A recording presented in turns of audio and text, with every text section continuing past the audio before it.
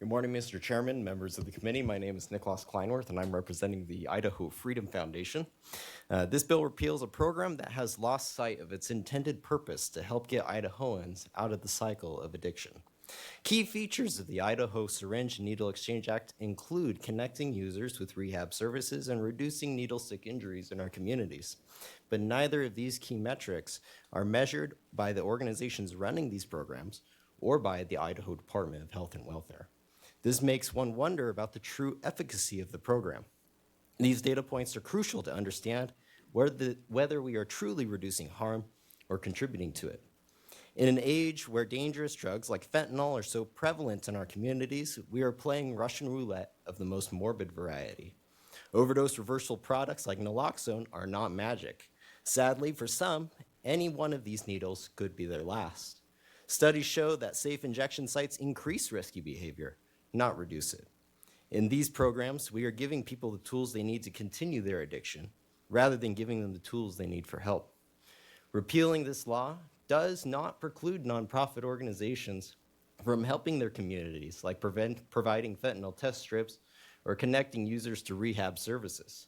And first responders will continue to receive and distribute naloxone. Rather, it says that as a state, we are no longer going to subsidize these dangerous and illegal activities with our tax dollars, particularly as some organizations running these programs have abused the system. To close, repealing the Syringe and Needle Exchange Act provides an opportunity for Idaho communities to refocus on treating addiction at its roots. With that, Mr. Chairman, I'll stand for any questions. Thank you. Any questions for Mr. Kleinworth? Representative Roberts. Thank you, Mr. Chairman. And Mr. Kleinworth, maybe you had mentioned that there's no indication of the efficacy of these programs. Do you have a method, or does your organization provide a method for measuring that? Mr. Kleinworth.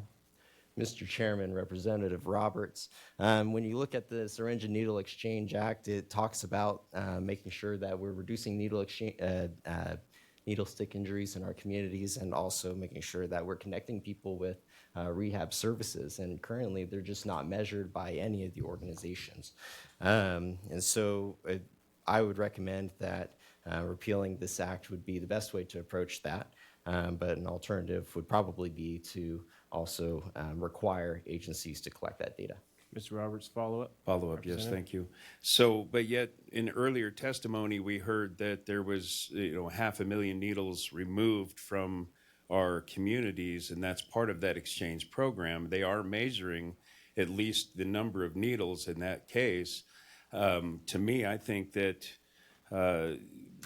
without being able to come forward with a more efficient way of measuring that I disagree that the repeal of the program would be problematic more than helpful. But again, I don't believe that you answered the question as to whether or not that your organization would be able to provide a measurement system on these things. Mr. Kleinworth. Mr. Chairman, Representative Roberts, let me just start by saying that the reduction of needles in the communities does not necessarily correlate with reduction of needle stick injuries. And then secondly, I'll also follow up with that question by saying that if you look at the reports provided by the Idaho Department of Health and Welfare for the last 3 years, there are actually more needles being put out into the communities than needles being collected by these programs. So we're actually not reducing the number of needles in our communities. One more follow-up. One more follow-up. Thank you, Mr. Chairman. But isn't that also a product of the fact that Idaho is the fastest growing state in the nation? Is that included in these calculations? Is that a possibility that's why we have more needles going out? Mr. Kleinworth.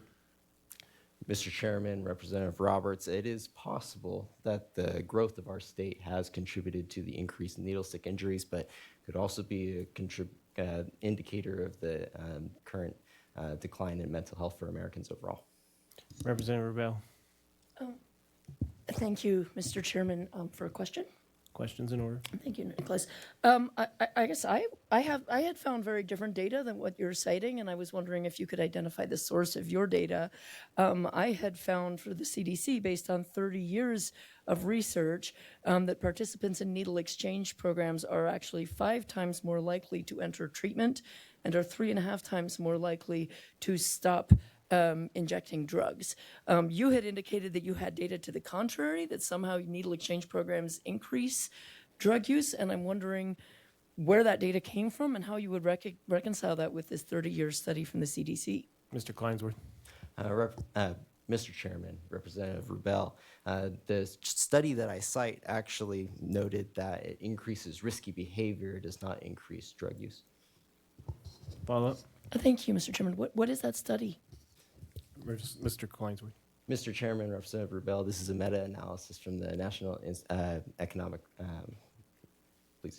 National Institute for Economic Research. Any further questions from committee for Mr. Kleinsworth? Seeing none, thank you for your testimony. Thank you, sir.